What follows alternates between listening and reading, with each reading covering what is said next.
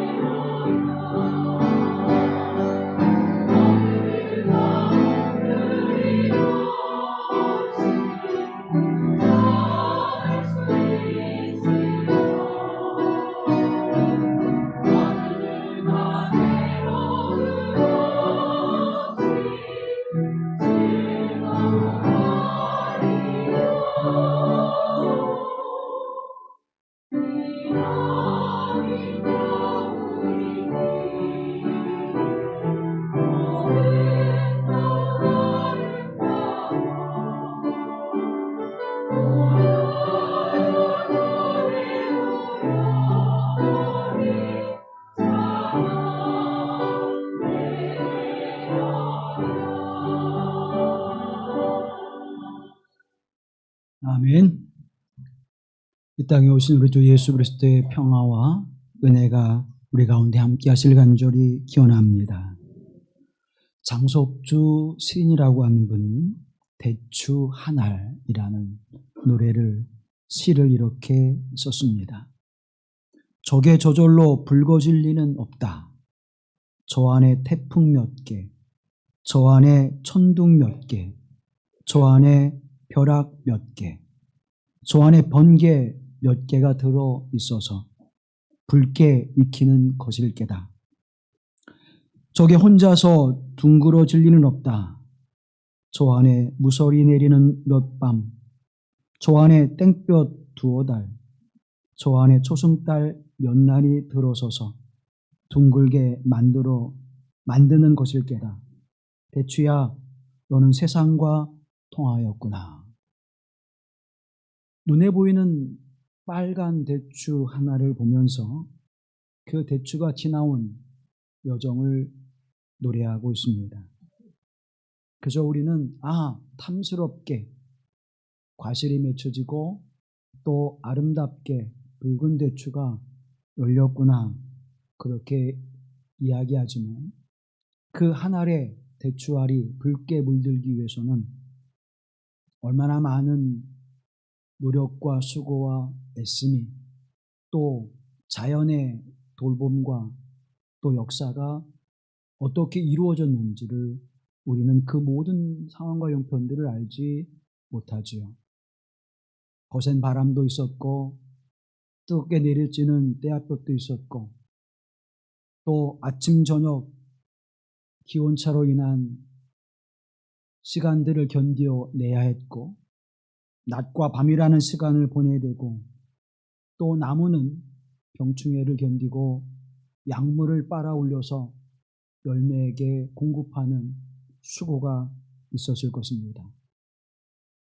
또 그 나무가 스스로 혼자 자란 것이 아니라 그 나무를 돌보는 농부의 손길과 발걸음이 있어서 대추나무에 한 알의 대추가 열렸겠지요. 때로는 거름도 주고 때로는 가지치기도 하고 때로는 어떠한 일이 있는지 없는지 돌아보는 농부의 발걸음 소리를 듣고 이 대추나무는 그 열매를 거두기 위해서 얼마나 많은 수고와 애씀이 있었겠습니까? 그리고 그 아름다운 열매를 보고 그것을 거둬들일 때 농부의 기쁨은 얼마나 큰 기쁨일까요?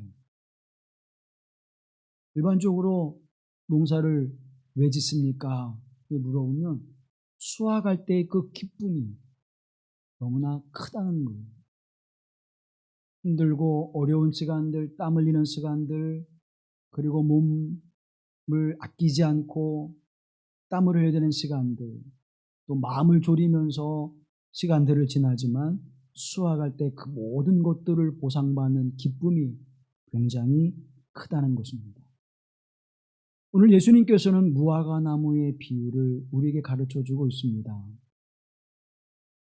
포도원 주인이 와서 무화과 나무를 보고 그 열매를 거두기를 원했는데 열매가 있지 않습니다. 그래서 이 포도원 주인은 무화과 나무를 찍어버려라. 아주 굉장히 강력하고 단호한 이야기를 포도원 지기에게 합니다. 이 무화과 나무가 묘목에서 열매를 거두기까지는 약 3년이 걸린다고 그래요. 3년을 기다렸고 또 3년 동안 찾아와서 열매를 구했습니다. 적어도 6년 이상을 포도원 주인은 무화과 나무의 열매를 구했으나 열매를 거두지 못하게 된 것이죠. 이 포도원에 무화과를 심는다고 하는 것은 굉장히 어리석은 일입니다. 일반적으로 무화과는 그 나무의 뿌리가 넓게 펼쳐서 포도나무를 심는 5에서 7배의 면적을 차지하게 됩니다. 그러면 거기에 포도나무를 심었다면 여러분 가성비로 따지면 어떤 게 더 좋을까요? 무화과보다는 포도가 훨씬 더 가성비가 좋지요. 실제적 가치에 있어서도 무화과보다는 포도가 더 가치가 있을 것입니다. 그런데 포도원에 무화과를 심었습니다. 그러면 그 주인은 무엇인가 특별한 목적이 있었을 거예요. 가성비가 좀 떨어지지만, 많은 땅을 차지하지만, 그러나 내가 무화과를 심어서 그 열매를 구하고자 하는 간절한 바람과 열망이 있었을 것입니다. 그런데 이 무화과 나무에서는 열매를 거두지 못했습니다. 오늘 본문의 말씀 6절과 7절 말씀에 보면, 이에 비유로 말씀하시되 한 사람의 포도원에 무화과 나무를 심은 것이 있더니 와서 그 열매를 구하였으나 얻지 못한지라. 포도원지에게 이르되 내가 3년을 와서 이 무화과 나무에서 열매를 구하되 얻지 못하니 찍어버리라. 어찌 땅만 버리게 하겠느냐. 땅만 버릴 뿐만 아니라 수고와 애씀도 다 허비한 것이죠. 또 시간도 허비해 버렸습니다. 6년이란 시간, 적어도 6년이란 시간을 기다렸지만 열매를 거두지 못했습니다. 그래서 이제 주인은 결단합니다. 이 포도나무를 찍어 버리라.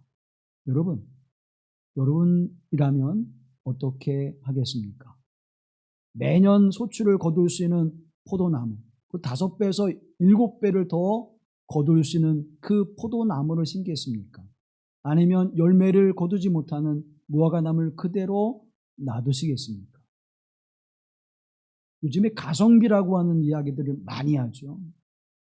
그래서 이것도 저것도 귀찮으면 그냥 내가 산 게 제일 싼 거야 그렇게 생각하게 되는데, 그렇게 하고 나면 굉장히 마음이 씁쓸하죠.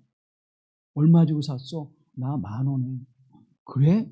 난 15,000원인데. 배달비가 얼마야? 2,000원. 그래? 난 5,000원 냈는데. 마음이 편하지가 않아.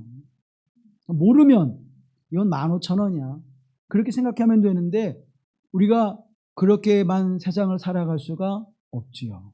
조금만 더 노력을 하면 가성비를 높일 수 있는 것들이 굉장히 많이 있습니다. 그렇다면 이 포도원 주인은 명백하게 가성비가 떨어지는 무화과 나무를 잘라버리고 포도나무를 심는 것이 맞는 것에 대해서 사람들은 다 거의 동의하게 될 것입니다. 그런데 포도원지기는 주인에게 이렇게 말씀을 드리죠. 8절과 9절에 보면 대답하여 이르되 주인이여 금년에도 그대로 두소서. 내가 두릅하고 거름을 줄이니 이후에 만일 열매가 열면 좋거니와 그렇지 않으면 찍어버리소서 하였다 하시니라. 올해도 금년에도 그대로 두소서. 내가 두릅하고 거름을 주고 잘 보살펴서 열매를 거두게 할 터인데 만약 그럼에도 불구하고 열매를 거두지 못하면 그때에는 찍어버리소서라고 간청을 하게 되었습니다. 포도원지기에 중보가 없었다면 무화과 나무는 잘려져 버리는 것이죠. 그런데 포도원지기에 중보가 있어서 또 하나의 삶을 연장하게 되어줍니다. 사랑하는 여러분, 우린 2023년을 보내고 24년을 맞이합니다. 그런데 누구나 다 새해를 맞이할 수 있는 것이 아닙니다. 장례식장에 가보면 지금도 장례를 치는 사람들이 많이 있습니다. 명절에는 없겠지. 그런데 명절에 가도 거기에는 사람들이 인산인해를 이룹니다. 그렇다면 사랑하는 여러분, 2023년을 보내고 새해를 맞이할 수 있다고 하는 것은 우리에게는 은혜인 것입니다. 또 한 번의 새해를 맞이할 수 있는 것은 분명한 은혜이지요. 마치 포도원지기가 올해도 그대로 두소서, 금년에도 그대로 두소서 그 중보의 간청과 같이 아마 저와 여러분의 시간도 그렇게 한 해를 더 연장받아 새해를 맞이하는 줄로 우리가 압니다. 예수 그리스도의 중보가 없었다면 이 새해라고 하는 선물을 우리는 받을 수 없었을 것이고 새로운 새해의 시간을 우리가 얻을 수 없었을 것입니다. 왜 찍어버립니까? 열매를 거두지 않기 때문이죠. 유실수를 심어서 얻을 수 있는 것은 마땅히 열매입니다. 무화과 나무는 열매를 거두지 않으면 아무런 쓸데가 없습니다. 약재로 쓸 수 있는 것도 아니고 가구로 쓸 수 있는 것도 아니고 또 좋은 목재로 쓸 수 있는 것도 아닙니다. 땔감으로 쓰기에도 부족해요. 열매를 맺지 않으면 꽃을 볼 수 있는 것도 아니고 목재로 쓸 수 있는 것도 아니고 그저 필요 없는 그러한 존재예요. 그래서 땅만 더럽히는, 땅만 모든 양분을 빼앗겨 버리게 만드는 그러한 나무에 불과합니다. 그래서 찍어버리라 하는 그 단호하고 무서운 말씀임에도 불구하고 그렇겠구나 라고 동의할 수밖에 없게 되어지죠. 그러면 열매라고 하는 것이 무엇일까요? 여러분 2023년을 살아오시면서 여러분의 인생에 어떤 열매를 거두셨습니까?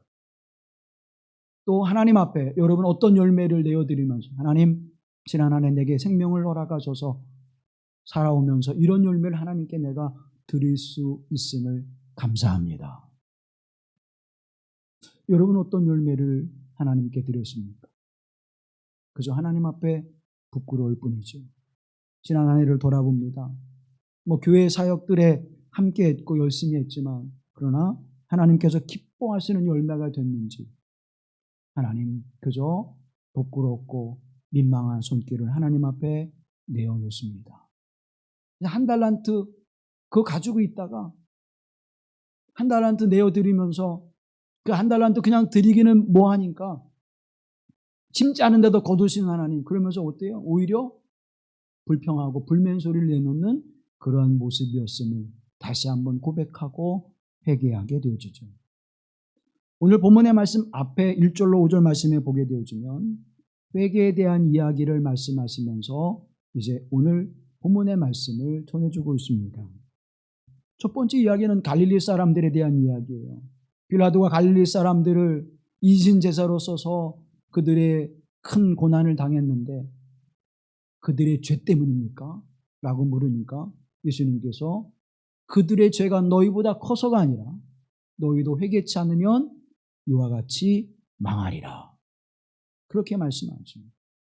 두 번째 또 이야기하십니다. 실로암 망대가 무너지면서 18명의 사람이 죽었습니다. 거기에 깔려 죽은 사람들이 얼마나 큰 죄를 지었길래 그들이 죽었습니까? 이렇게 예수님께 물으니까 예수님께서 말씀하시죠.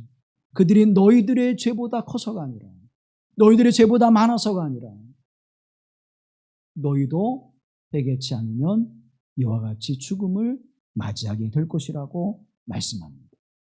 회개치 않으면 우리에게 그러한 심판의 일들이 다가올 것이라고 말씀해주고 있는 것이죠. 그러면 그 빛에서 이제 오늘 본문의 말씀을 보게 되어지면 우리가 회개치 않으면 회개의 열매가 없으면 우리는 실로암 망대의 죽음을 맞았던 사람들처럼 빌라도에 의해서 죽음을 맞이했던 사람들처럼 그렇게 심판을 받게 될 것이라고 말씀해주고 있는 것이죠. 무엇에 대한 회개일까요? 하나님을 하나님이라고 고백하지 않는 하나님의 주권을 인정하지 않는 우상 숭배의 삶에서 돌이키라는 것입니다. 사랑하는 여러분, 우리가 주 예수 그리스도요 얼마나 많이 주님 부르십니까? 그런데 실상 우리의 삶의 영역 속에서는 하나님을 주인이라고 생각하지 않지요. 내가 주인이에요. 내 사고, 내 사상, 내 가치, 내가 판단하는 모든 기준 그것들이 맞는 거예요. 한 번도 물러서지 않습니다. 주장을 굽히지 않습니다. 그것이 바로 나라고 하는 우상을 섬기고 있는 것이죠. 하나님의 말씀 앞에 우리가 겸손히 과감하게 나를 깨트려버리고 그 말씀이 맞습니다. 아멘 하고 고백하는 순종과 믿음의 삶을 살지 못했다면 우리는 회개의 열매를 하나님께 드리지 못한 것입니다. 또 우리는 강박한 마음을 갖습니다. 하나님의 사랑과 자비와 긍휼과 은혜는 우리가 구하면서도 우리에게 맞닥뜨려지는 사람들에 대한 사랑과 자비와 긍휼을 우리는 얼마나 베풀었습니까? 당신이 이만큼 했어? 나도 그만큼만 해야지. 나한테 이렇게 해? 나도 그럼 되돌려 줄게. 아니, 더 큰 고통을 한번 당해봐. 사랑하는 여러분, 우리 또한 그렇게 살아오지 않았을까요? 교회를 향해서 얼마나 많은 사람들이 비난하고 조롱하고 멸시합니까? 그래? 그래서 하나님, 빌립 사도와 같이 하나님께서 우레를 바라셔서 저들을 친멸하시고 하나님의 살아계심을 나타내 주시옵소서. 그런 마음과 생각들을 얼마나 많이 품었습니까? 그래, 마지막에 보자. 너는 지옥불에 들어가서 영영이 고통을 당할 거야. 내가 그것을 꼭 보고 말 거야. 뭐 이런 생각이 있다면 강팍한 마음, 그 마음에서 자비와 사랑과 긍휼이 나올 수 없지요. 우리가 그런 삶의 모습을 살아오지 못했다면 하나님 앞에 회개에 합당한 열매를 맺지 못한 것입니다. 예언자들을 핍박하는 삶의 모습, 이스라엘 백성들이 가지고 있었던 대표적인 불순종의 모습이 예언자들을 핍박했던 것이죠. 예언자들을 핍박했다고 하는 것은 무엇을 말씀합니까? 하나님의 말씀을 받아들이지 않았다는 거예요. 하나님의 뜻으로 인정하지 않았다는 것입니다. 하나님의 세우신 종들을 통해 말씀을 선포하셨으나 그것을 하나님의 말씀으로 받지 않았다는 것이죠. 하나님의 말씀을 믿음으로 받지 않은 그것은 곧 하나님의 뜻을 거부하는 것이고 하나님을 나아가 대적하는 자리에 서는 것입니다. 그러니까 하나님을 대적하는 줄도 모르고 하나님을 대적하는 자리에 서 있는 거예요. 자기가 자기 얼굴에 침을 뱉고 있으면서도 자기가 지금 무엇을 하고 있는지를 모르는 그러한 자리에 있었다면 회개에 합당한 열매를 거두지 못한 것입니다. 그와 같은 이들 향해서 마태복음 3장 10절 말씀에서는 이미 도끼가 나무 뿌리에 놓여 있다고 말씀하시죠. 이미 나무 뿌리 앞에 도끼가 놓여져 있어서 지켜 불에 던지리라. 심판이 임했음을 말씀합니다. 돌이켜 회개하라고 말씀하고 있는 것이죠. 사도행전 3장 말씀에 보게 되어지면 사도 바울이 성령의 충만을 받고 이제 복음을 증거합니다. 너희가 십자가에 죽인 예수 그리스도를 하나님께서 살리셔서 부활케 하셔서 우리의 주와 그리스도가 되게 하셨다. 그렇게 말씀을 선포하니까 그 말씀을 듣는 이들이 두려워 떱니다. 어찌할꼬 우리가 하나님의 아들 예수 그리스도를 십자가에 죽였구나. 그때 사도 바울 베드로를 통해서 이렇게 말씀합니다. 너희가 각각 회개하고 주 예수 그리스도의 이름으로 세례를 받고 성령 충만함을 받으라.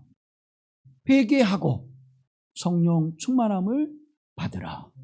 회개라고 하는 것은 무엇입니까? 하나님의 거룩하심에 임재하시는 그 준비예요. 하나님의 성령은 아무 곳에 임재하시지 않습니다. 깨끗한 영혼 가운데 임하십니다. 그래서 회개한 심령에 하나님의 성령이 임재하시고 그 회개한 심령에 하나님의 성령이 임재하셔서 하나님의 선하신 역사를 이루어 내시는 것이죠. 그때 성령의 아름다운 열매들을 맺게 되어지는 것입니다. 그래서 예수 그리스도 안에서 있으면 새로운 피조물이라. 이전 것은 다 지나갔으니 옛 것은 지나가고 이제는 새롭게 되었도다. 어디에서? 그리스도 예수 안에서 새로운 사람으로 새로운 피조물로 지음받게 되시는 하나님의 은총을 입은 줄로 믿습니다. 이것이 회개에 합당한 열매를 맺은 삶의 모습인 것이죠. 오늘 우리는 송년주의를 맞이했습니다.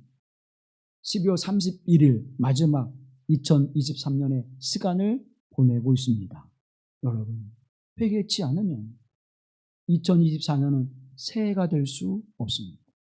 여전히 더러운 모습으로, 여전히 회개치 않는 모습으로, 여전히 하나님께로 돌아서는 믿음이 없는 삶의 모습으로 새해를 맞이한다고 할지라도 그 시간의 흐름에 지나지 않는 것입니다.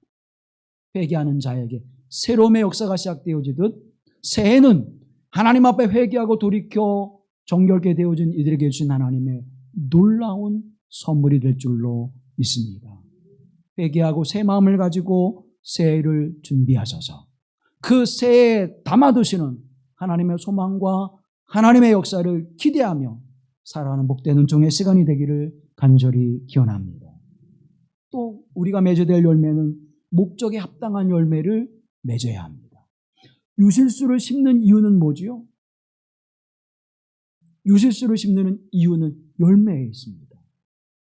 꽃나무를 심는 이유는 뭐였습니까? 꽃을 보기 위해서 심는 거죠. 꽃을 심어놓고 열매를 구하고 유실수를 심어놓고 꽃의 아름다움만을 구한다면 그것은 뭔가 잘못된 것입니다. 우리가 이 땅에 존재하는 목적은 무엇입니까?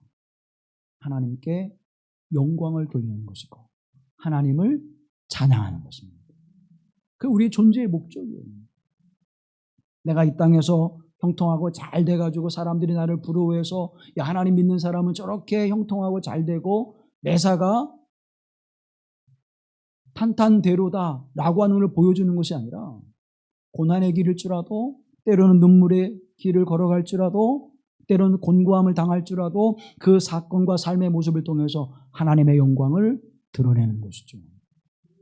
하나님이 함께 하셨습니다 를 고백하는 그 시간, 창조의 역사 속에 하나님은 창조의 모든 피조물들을 우연히 만들어 놓은 것이 아니라 그것의 존재의 목적을 두셨다는 것입니다. 길가에 난 풀 한 포기도 그 존재의 의미를 가지고 있습니다. 하루를 살아가는 하루살이에도 존재의 의미를 두고 있는 것이죠. 우리는 뱀이라고 하는 것을 생각해 봅시다. 뱀은 무섭고 징그러워요. 이 뱀은 없애버리면 좋겠어. 뱀을 싹 다 잡아서 없애버려요. 어느 해인가 우리나라에서도 뱀이 자치를 갖춰가지고 사회적으로 문제가 된 적이 있었죠. 몸부신한다고 다 잡아가지고 씨를 말린 적이 있어요. 여러분 그렇게 될 때 어떤 문제가 생길까요? 이 뱀이 주식으로 삼는 것은 설치류들이죠. 쥐 뭐 이런 것들. 그러면 이 쥐가 천적이 뱀인데 천적이 사라져버려요. 그럼 뭐가 풍성해질까요? 쥐가 많아져요. 그러면 우리가 열심히 땀 흘리고 애쓰고 수고한 그 농작물이 이 쥐로 인해서 사라져버립니다. 그럼 우리에게도 큰 피해가 되어지는 것이죠. 요즘에 멧돼지하고 고라니 때문에 우리나라가 몸살을 앓고 있죠. 우리나라의 그 최상의 천적이 최상의 그 생태계 위에 있는 곳이 멧돼지가 되어버렸어요.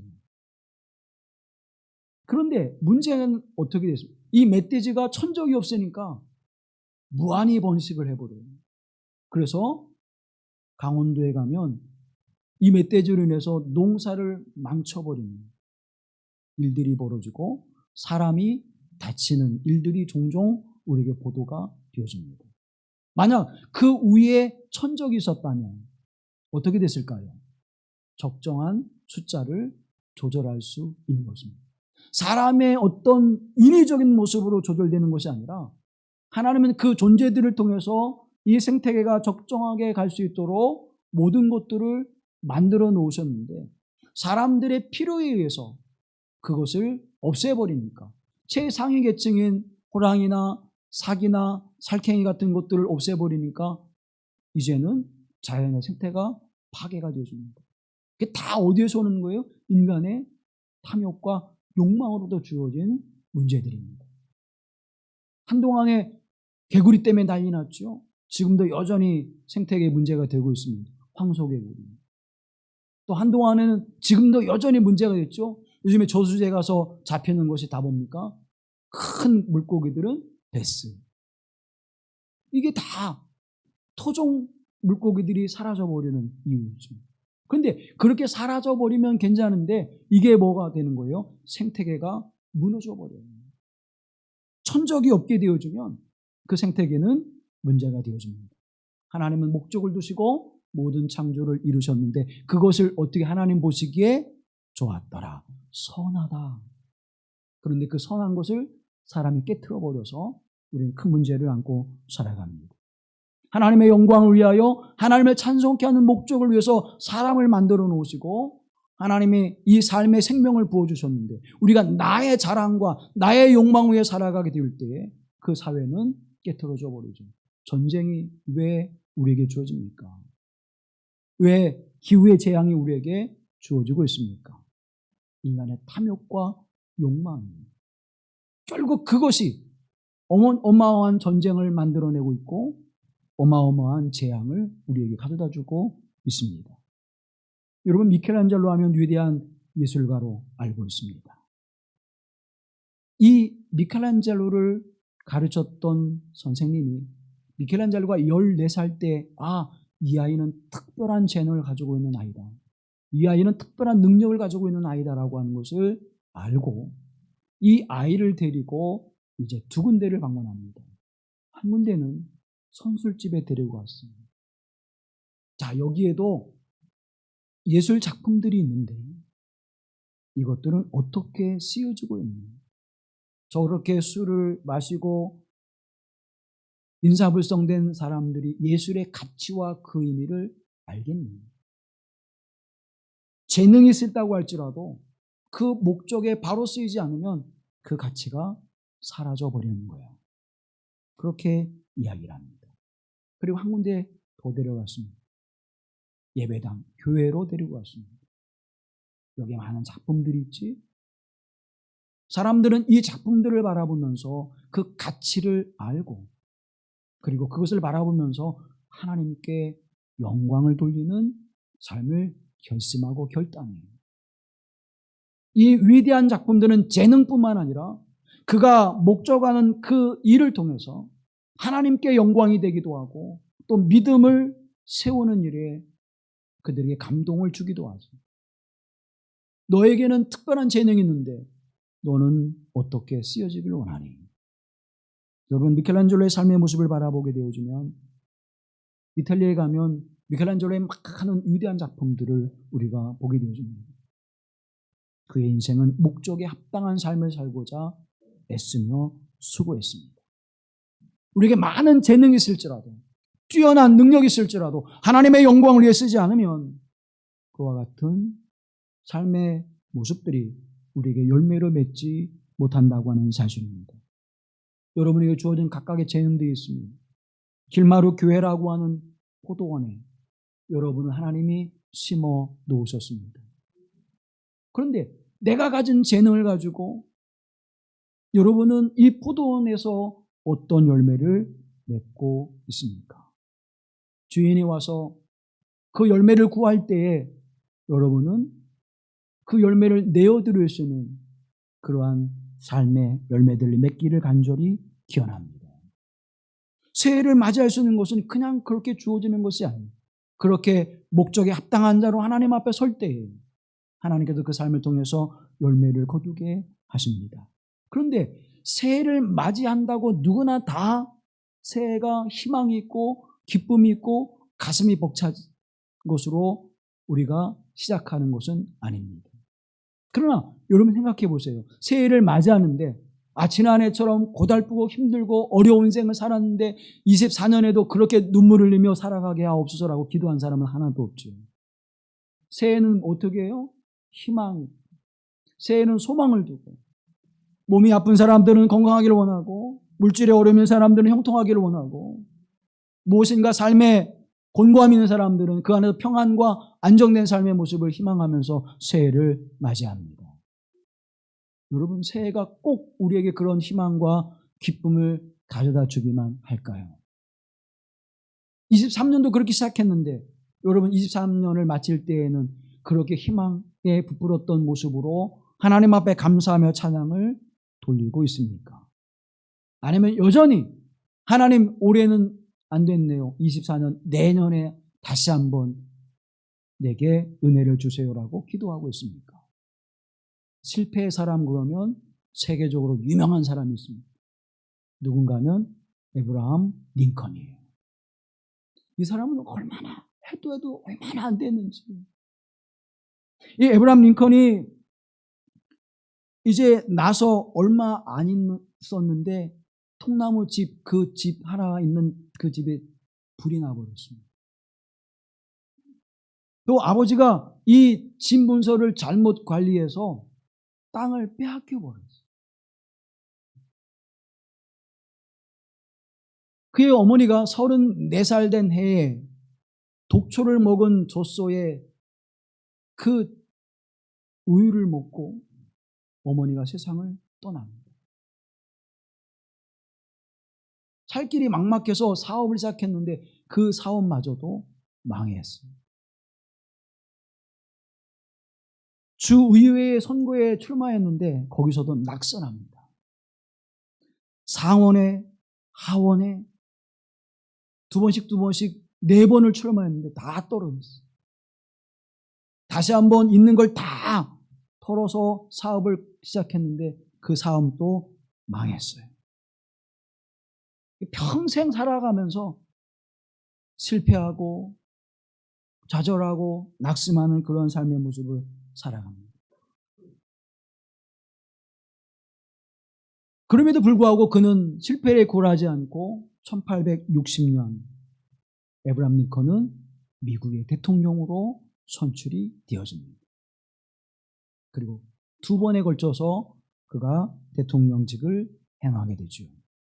그는 이렇게 고백합니다. 내가 걷는 길은 험하고 미끄러웠다. 나는 자꾸만 미끄러져 길바닥 위에 넘어지곤 했다. 그러나 곧 기운을 차리고 나 자신에게 말했다. 괜찮아. 길이 약간 미끄럽긴 해도 낭떠러지는 아니야. 낭떠러지라면 끝났을 거예요. 자기가 실패하고 자기가 어려움을 겪었던 그 일들은 내가 잠깐 미끄러진 거예요.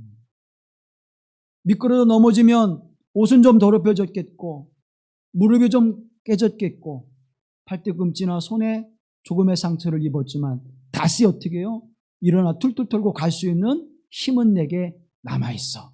그래서 또 그 길을 갔다는 것입니다.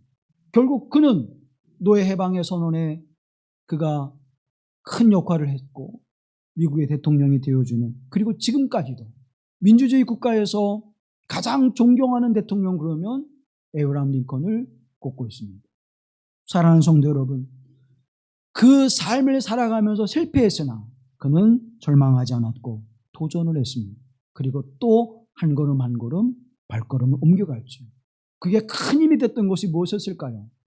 그의 어머니가 남겼던 유산, 성경책이었습니다.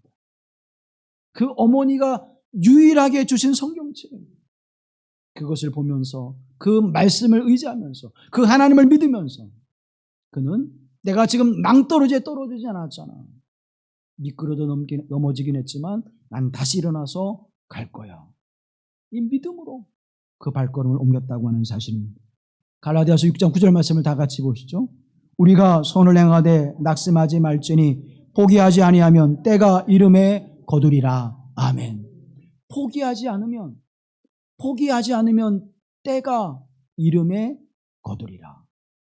사랑하는 성도 여러분, 여러분의 삶의 열매가 하나님의 은총 안에 맺게 될 줄로 믿습니다. 어렵고 힘들고 때로는 고난스러운 일들이 우리에게 다가올 줄 하나님 반드시 창조의 목적에 따라 우리를 세우신 것처럼 하나님의 은총 안에서 열매를 거두게 하실 줄로 믿습니다. 사도 바울이 그렇게 고백하잖아요. 갈라디아서에서. 나는 어머니의 태중에서부터 하나님 나를 택하셨고 나를 그의 은총 안에서 부르셨습니다. 무엇을 위해서? 이방인의 사도가 되게 하시기 위해서 나를 부르셨습니다. 사랑하는 여러분, 태중에서부터 이미 태중에 들어가기 전에 이미 하나님께서 그를 향하신 하나님의 목적과 뜻이 있었음을 우리에게 말씀해 주고 있죠. 그럼 저와 여러분을 이 길마을 공동체라고 하는 포도원에 부르신 이후에 목적과 뜻이 있을까요, 없을까요? 분명히 있다는 사실입니다.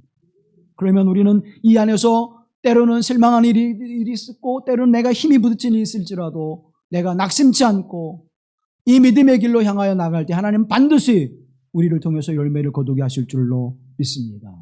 그 열매를 하나님이 기다리고 계시다고 하는 사실입니다. 고사성어에 보면 목지필화라는, 목지필화, 남해는 반드시 꽃이 피고 화지필실, 꽃이 피면 반드시 열매를 거둔다는 거예요. 여러분, 꽃이 펴야 열매를 맺지요. 그래서 꽃을 피우게 하는 일에 열심을 다합니다. 나무에 반드시 꽃이 피게 되어지면 그 꽃은 반드시 열매를 맺게 하는 것처럼 우리의 삶 속에 하나님께서 목적을 두시고 그 열매를 거두게 하실 줄로 믿습니다. 그런데 여러분, 한번 생각해 보세요. 나는 열매를 거두어야 될 나무인데 내 꽃을 보러 오니까 사람들이 너무 좋아해요. 그래서 나는 꽃을 계속 피우고 있을 거야. 그러면 이 꽃을 떨어뜨려야 뭐가 나오는 거예요? 거기에서 열매가 나오는 건데 꽃을 안 떨어뜨리고 계속 있어. 그러면 유실수로서의 그 역할을 할 수 있을까요? 못하게 되십니다. 난 꽃으로 존재할 거야. 아니에요. 꽃을 피우는 이유는 열매를 거두기 위해서입니다. 그래서 무화과나무의 비유는 우리에게 많은 것들을 깨닫게 하고 가르쳐주고 있습니다. 그럼 무화과가 뭐예요? 무화과가 꽃이 없다고 그래가지고 꽃이 없이 열매를 맺어서 무화과란 이름을 가지고 있죠. 근데 실상은 그 열매 안에 꽃이 있는 거잖아요. 여러분, 이 굉장한 영적 진리가 담겨 있습니다. 내가 꽃으로 사람들 앞에 존경과 사랑과 자랑이 되지 않을지라도 내가 열매로 하나님께 영광을 돌리겠습니다. 꽃의 화려함보다는 하나님이 원하시는, 주님이 원하시는, 주인이 원하는 열매를 주님께 드리겠습니다. 사랑하는 성도 여러분, 우리는 그렇게 하나님 앞에 기도해야 되지 않을까요? 내 인생이 화려하고 아름답지 않을지라도 하나님께 영광이 된다면, 하나님께서 원하시는 열매를 맺어드릴 수 있다면 하나님, 내가 그렇게 살아가겠습니다. 근데 누구나 다 뭐예요? 화려한 걸 원해요. 하나님, 무화과나무 같은 신앙이 되게 하옵소서. 자신을 나타내는 꽃이 밖으로 드러나지 않을지라도 내 자신을 통해서 하나님께 열매를 드릴 수 있다면 내 꽃을 감추게 하옵소서. 오로지 주님만 나타나게 하옵시고 하나님만 드러내게 하옵소서. 이 믿음의 삶으로 우리가 살아가야 되지 않을까요? 마태복음 12장 33절 말씀해 보면 나무도 좋고 열매도 좋다 하든지 나무도 좋지 않고 열매도 좋지 않다 하든지 알아. 그 열매로 나무를 아느니라. 무엇으로 알아요? 열매로 나무를 아느니라. 그러면 지금 우리가 하나님께 내어드리는 그 열매를 통해서 내가 좋은 나무인지 그렇지 않은 나무인지를 알 수 있다는 거예요. 여러분은 좋은 열매를 거두고 있습니까? 그래서 나는 좋은 나무, 나는 길마루교에 심겨진 좋은 나무입니다. 그렇게 고백할 수 있기를 간절히 기원합니다. 그런데 그렇지 않다고 해서 낙심하지 마십시오. 오늘 본문의 말씀에 보니까 포도원 지기가 무화과 나무를 지금 찍어버려라. 그런데 올해도 금년에도 그대로 두소서라고 어떻게 중보하고 있죠. 사랑하는 성도 여러분, 23년 하나님 앞에 많은 열매를 거두지 못했을지라도 예수 그리스도의 중보로 말미암아 우리는 다시 한번 또 새해를 얻게 될 줄로 믿습니다. 그 은혜를 우리에게 주셨어요. 그런데 그냥 그대로 두소서라고 그래서 1년을 또 지켜본 것이 아니라 이제는 어떻게 하겠다고 이야기합니까? 열매를 반드시 거두게 하겠습니다. 그 무화과 나무의 가능성을 보는 것입니다. 그 무화과 나무가 열매를 맺을 수 있다고 하는 사실을 확신하고 있는 것입니다. 또 그 능력이 있음을 고백하고 있는 것이죠. 내가 돌보아서 내년에는 열매를 거두게 하겠다고 하는 포도원 지기의 뭐예요? 결단이 있는 거예요. 그리고 그 자신감이 있는 것입니다. 나는 할 수 없지만, 나는 실패하고 낙심하게 될 때는 하나님을 떠나고 믿음 없는 자리에 설 수밖에 없지만 예수 그리스도가 나를 붙들어 주시고 열매를 거두게 하실 때 예수 그리스도 안에서 나는 성령의 열매를, 회개 합당한 열매를 하나님 앞에 맺어 드릴 수 있습니다. 그 은혜를 우리에게 주시는 것입니다. 또 뭐라고 말씀합니까? 이 무화과 나무와 함께하고 있다는 거예요. 내가 한 해 동안 돌보겠습니다. 그럼 뭐예요? 그게 한 해 동안 무화과 나무와 함께하고 있다는 거예요. 사랑하는 성도 여러분, 우리의 중보자가 되신 예수 그리스도가 우리와 함께 하실 줄로 믿습니다. 그래서 우리가 하나님 앞에 열매를 맺는, 열매 없으면 내가 책임지고 잘라버리겠습니다. 그 이야기는 내가 뭐예요? 내가 책임을 지겠다고 하는 것은 내가 어떻게 해요? 그 나무와 함께 동고동락하겠다는 거예요. 사랑하는 성도 여러분, 우리는 모세가 하나님의 부르심을 받고 하나님의 산에 올라갔을 때의 일을 기억합니다. 모세가 오늘이나 내려오나 내일이나 내려오나 기다릴 때 안 내려와요. 그래서 이제 모세가 오지 않는구나. 그리고는 우리를 이끄는 하나님을 좀 만들어 보자. 그러면 좀 마음의 위로를 받고 힘을 얻을 텐데. 그래서 온갖 금붙이를 아낌없이 내놓고 송아지 형상을 만들어서 야, 우리를 구원해낸 하나님이다. 그래서 거기서 광란의 축제를 벌입니다. 그런데 그때 누가 내려와요? 모세가 두 돌판을 가지고 내려옵니다. 그 두 돌판에 뭐가 써 있어요? 나 외 다른 신을 섬기지 말라. 나 외 다른 형상을 나를 위해서 어떠한 것도 만들지 말라. 이 첫 번째, 두 번째 계명을 일시에 날려버린 것이 뭐예요? 송아지 사건이죠. 그래서 하나님이 진노하십니다. 내가 이들을 다 쓸어버릴 것이다. 그런데 모세가 뭐라고 중보합니까? 하나님, 이 백성을 죽이시려거든. 내 이름을 생명책에서 지워주십시오. 나도 이 백성과 함께 죽겠나이다. 그러니까 하나님께서 모세의 그 중보의 기도를 들으시고 그 진노를 거두어들이시죠. 누가 함께 했어요? 중보자 모세가 이스라엘 민족과 함께 했습니다. 오늘 우리와 함께 하신 하나님 예수 그리스도가 우리와 함께 하셔서 우리로 인하여 십자가에 죽고 거듭나게 하시는 은혜를 베푸신 줄로 믿습니다. 땅을 파고 거름을 주고 물을 주어서 내가 열매를 거두어야겠습니다. 그 일을 누가 하시는 거예요? 예수 그리스도가 하시는 것입니다. 내게 1년의 기회를 주십시오. 그러면 내가 그 힘을 다해서 열매를 거두겠습니다. 그래서 예수 그리스도가 우리의 죄를 위하여 십자가에 죽으심을 당하시는 것이고 예수 그리스도가 우리의 죄를 짊어지시고 십자가의 길을 가시는 것입니다. 사랑하는 성도 여러분, 왜요? 우리를 사랑하시기 때문에 우리가 회복되기를 원하시고 우리가 하나님의 자녀로 살아가기를 하나님 더욱더 기뻐하시기에 오늘 저와 여러분의 인생 가운데 올해도 그대로 두소서 기도하시며 나무 주위를 두릅하고 걸음을 주시며 돌보시는 하나님의 은혜가 함께할 줄로 믿습니다. 그런데 그 중보자 되는 포도원 지기의 그 사랑과 은혜도 귀하지만 이 포도원 주인이 어떻게 했을까요? 허락했을까요? 허락하지 않았을까요? 허락하지 않았다면 이 이야기가 우리에게 들리지 않았겠죠. 사랑하는 여러분, 포도원 주인도 한 해를 기다립니다. 기다림은 뭐예요? 사랑이에요. 기다림은 뭐예요? 하나님의 은혜입니다. 저와 여러분이 올해 하나님이 흡족하시는 열매를 맺어드리지 못했을지라도 하나님 이제 주님으로부터 받은 이 또 다른 새해를 통해서 하나님의 은총의 선물인 것을 고백하게 하시고 이 새해를 통해서 하나님이 원하시고 기뻐하시는 진실한 믿음의 열매를 거두게 하옵소서.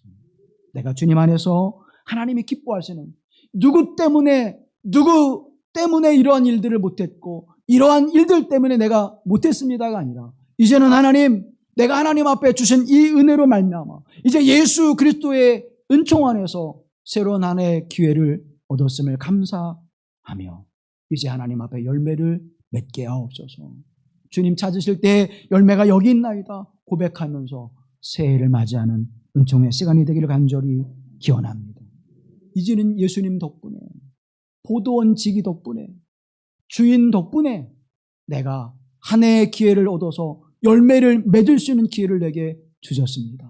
하나님 남은 생에 주 앞에 살아가면서 하나님이 기뻐하시는 열매를 거두는 자가 되게 하옵소서. 새해가 여러분에게 이렇게 열려지기를 간절히 기원합니다. 우리 함께 기도할 때 하나님 그저 지난해와 같은 또 한 해를 맞이하는 것이 아니라 우리에게 또 한 번의 기회를 주시는 하나님의 사랑과 은혜를 기억하게 하시고 그 안에서 아름다운 열매를 거두게 하시는 믿음의 삶을 시작하게 하여 주시옵소서. 함께 기도합니다. 자비하신 아버지 하나님 우리를 사랑하시며 우리에게 은총을 베풀어 주길 원하신 아버지 하나님의 그 사랑하심이 있어 오늘을 살아가게 하신 하나님 새해를 누구나 맞이할 수 있는 것이 아님을 알게 하여 주시옵소서. 새해를 맞이할 수 있는 선물을 우리에게 허락하여 주시옵소서. 그 은총을 베풀어 주사오니 믿음으로 하나님 앞에 한 해를 살아가며 하나님의 기뻐하시는 열매를 맺는 자들이 되게 하여 주시옵소서. 하나님의 은총 덕분에, 우리 주 예수 그리스도의 중보하심 덕분에 주님이 나와 함께 하시는 은혜를 통하여 하나님 앞에 이러한 삶의 열매를 거두었습니다. 이런 하나님 회개의 열매를 거두었습니다. 이러한 성령의 열매를 거두었습니다. 하나님 앞에 고백하며 주께 영광을 돌리는 복된 삶을 살아가시도록 새해 하나님의 주신 은혜를 기억하게 하시고 새해를 열게 하시는 하나님의 은총을 바라보게 하여 주시옵소서. 오늘 하나님의 그 은혜 안에 서게 하심을 감사하며 주님을 찬양하게 하시고 하나님께 영광 돌리는 복된 시간이 되게 하옵소서. 우리를 구속하사 함께 하시며 기다림으로 우리에게 사랑을 베풀으시는 예수 그리스도의 이름으로 간절히 기도하옵나이다. 아멘.